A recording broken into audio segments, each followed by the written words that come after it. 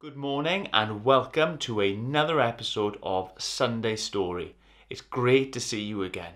We're going to get straight into the next story in our adventure through the Jesus Storybook Bible, and this one's called The Warrior Leader. Enjoy. The Warrior Leader. After Moses died, God gave his people a new leader.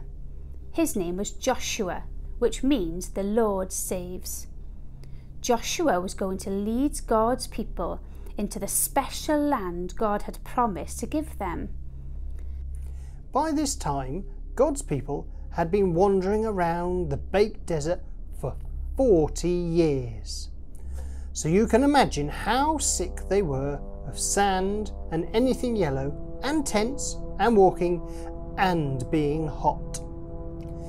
And how happy they were to reach the edge of the desert and to see their beautiful new home right in front of them, all cool and green and lovely. There was only one problem: Jericho. Jericho was a city, but it wasn't just any old city. It was a fortress, and it stopped anyone from getting into the land. The people looked at Jericho, at the big, giant, scary walls around it, at all the towering ramparts, at the heavy iron gates bolted shut, at each other. What would they do? No one knew, but God knew, and God told Joshua what to do. But Joshua must have looked surprised, because it was a very odd battle plan indeed, as we'll soon find out. Then God made his people a promise. I will always be with you, and I will never ever leave you. If you do what I say, your lives in the new land will be happy and everything will go well. So Joshua gathered his army together. They had their swords and spears and shields. They were ready to fight. But the plan wasn't about fighting. It was about trusting and doing what God said. Joshua's army went marching around the city, day after day after day. They're too scared to fight, the people in Jericho said. But they were wrong. God's people weren't scared. They were waiting. They were waiting for God to tell them what to do next. And on the seventh day, God told his people to march around the city, not once, but 7 times. Then God told everyone to make as much noise as they could.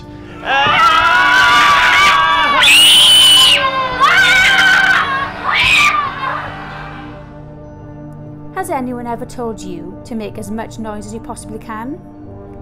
Well, imagine that noise, then add 39,999 other people making that noise too, and you get the idea. Ear splitting. And as it turned out, stone splitting too, because the huge strong walls of Jericho just crumbled to the ground, as if they were made of sand. Jericho vanished into a great cloud of dust. So it was that God's people entered their new home. And they didn't even have to fight to get in. They only had to walk. Joshua said, God has brought you safely here. Now will you do as he says? Everyone said, we promise! Only God can make you happy, Joshua said. So don't pray to pretend gods. No, they said. Never! I'm afraid they didn't keep their promise.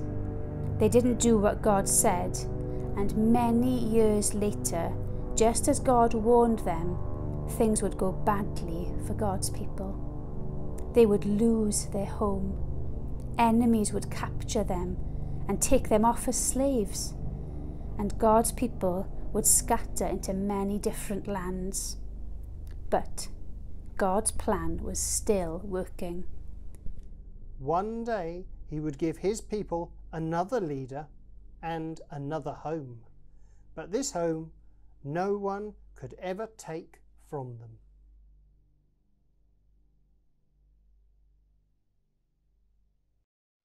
Hello. In today's story, we heard about Joshua and God's people marching around the walls of Jericho. And on the 7th day and the 7th time round the walls, they blew trumpets and made as much noise as they could. For this week's craft, see if you can create the walls of Jericho and knock them down with trumpets and noise. Here's one idea.